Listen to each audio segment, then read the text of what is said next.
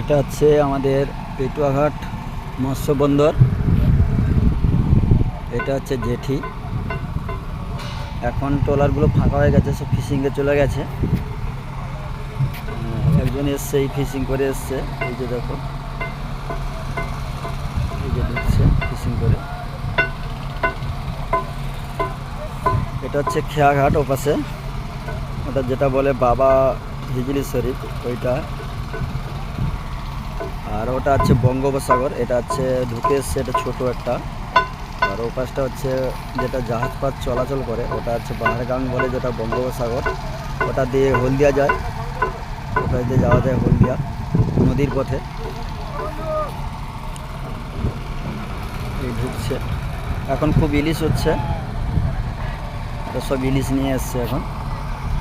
এই বোটগুলো খুবই ইলিশ ধরে এখন, ভালো ইলিশ খুব হচ্ছে।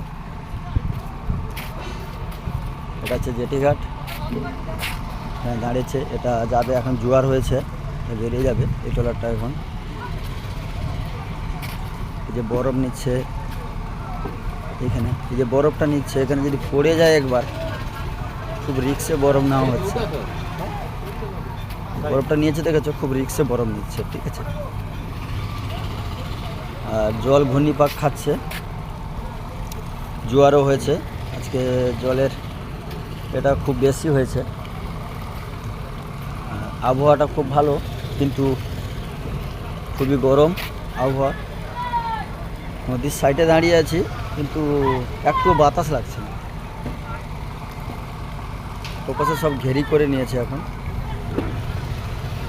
দেখেছো নদীটা কত স্রোত আছে।